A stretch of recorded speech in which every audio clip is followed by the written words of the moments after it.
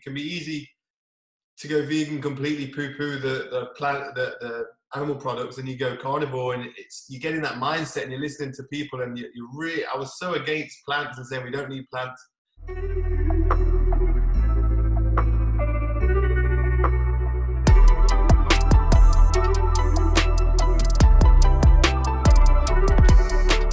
But I am curious on how you're feeling compared to your last, 6 months as vegan, and also maybe share with people if that transition leaving veganism was challenging or hard for you in any way.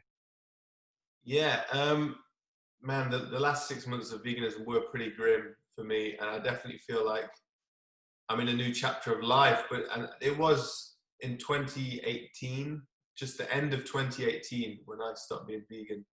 And if I'm honest, I feel like I've still been working hard since then to recover, truly, and I know you feel it too. It's like the last few months, I feel like I've finally made some decent progress.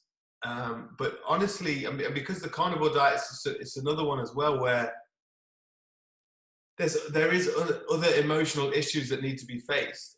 Fundamentally, we live in a physical, chemical world where we need certain chemicals to survive, right? So there are food groups that when you miss it, I had deficiencies, no doubt in my mind. There was deficiencies from not eating animal products.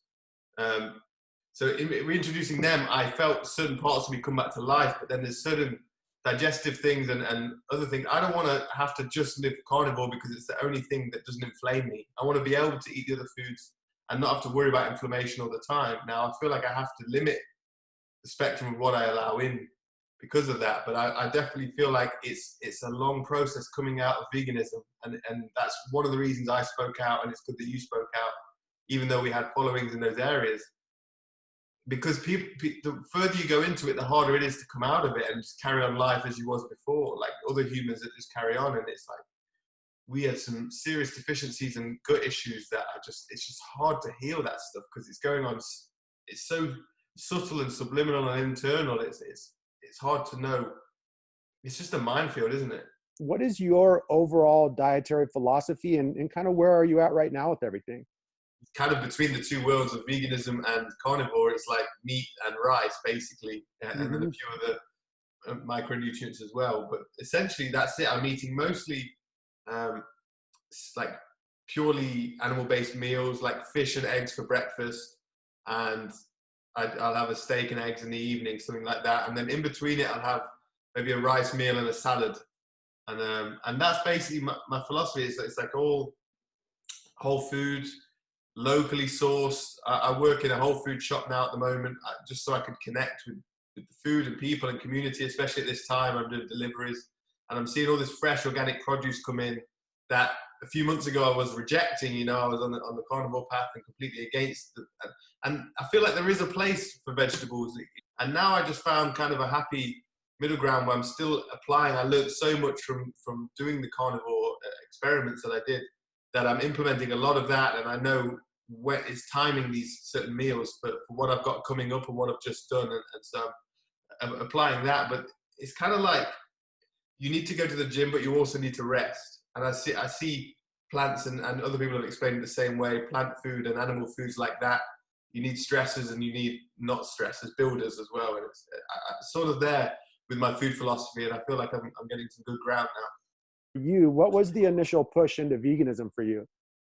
Yeah, it was, to be honest, it was sort of an ethical choice. I was getting into more spiritual teachings and realizing that why should my life cost another being its life? And so I could never kill an animal at that stage of my life. I couldn't kill an animal myself. I hadn't been raised with the awareness. I wasn't raised around farm animals. So I thought I was shocked to realize what was going on from Gary Yourofsky's speeches. And given the science from Dr. Greger, and believing fully wholeheartedly that it's possible to be vegan and get everything you need and you don't even have to worry that much. And truly I felt there's so many different plates of health that you're spinning, right? And like a lot of plates, well, maybe that's not the right metaphor, but I just felt better in all these different things. The health markers went up in so many areas, but secretly other ones were going down that I was in denial of. But it was seeing the animals hurt that treated that way and killed, I couldn't stand it. On the other side of it, when my health started to go, I felt like it helped me to look to the peripherals of veganism and to see truths I was in denial of before, that actually even when I'm eating plants, that's killing animals as well. And animals are still dying for my choices.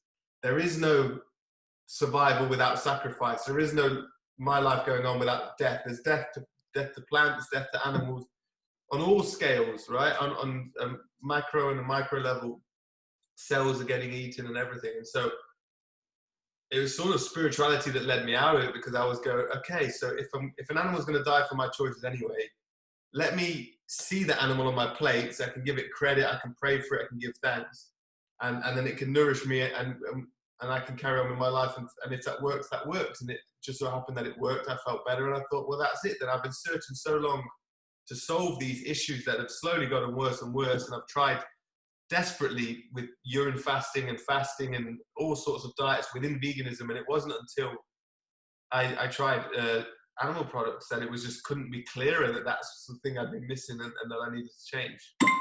Yeah, you're kind of telling a very similar story. You know, I can relate to that majorly. For you, I know for me, as soon as I kind of got over the hump mentally and said, okay, I am just gonna, I think I started with salmon and eggs.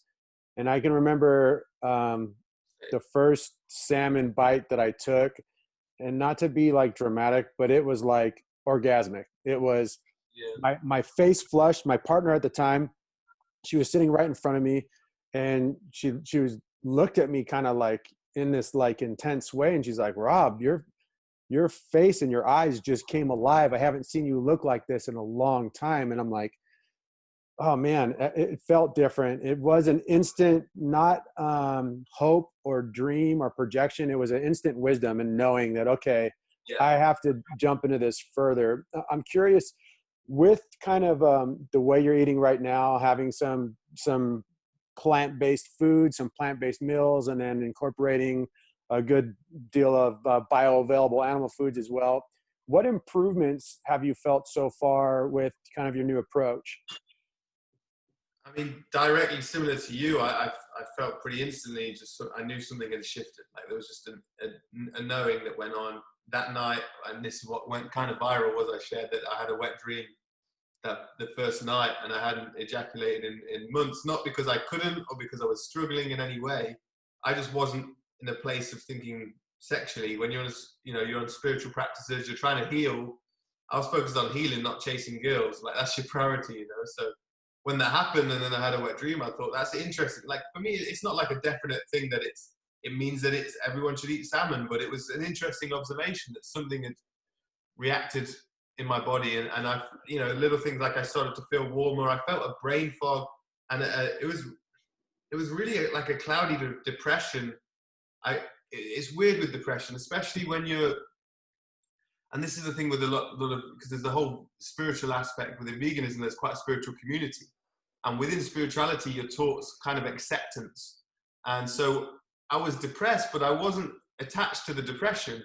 But my body was shutting down, so there was a fight that was going on for me to try and not feel depressed because it was happening. And when I ate animal products, and I just remember driving around I lived by a roundabout, and just driving around the roundabout and feeling like, wow, this is how life can feel. This is how it used to feel. It was a really weird nostalgic feeling that because veganism is such a slow decline, I came out of it and it was so like, wow, this is how life used to be before it got to this place. And it was like, when your body does shut down, it just brings everything with it. The mind and the soul is the last to go. And that's why I ended up fasting. But coming out of it and reintroducing the products, the animal products, and everything I've learned, and being able to train again and being able to train physically, that's probably been one of the hardest things, because I don't know whether it was from vegan, well, I'm pretty sure it was, but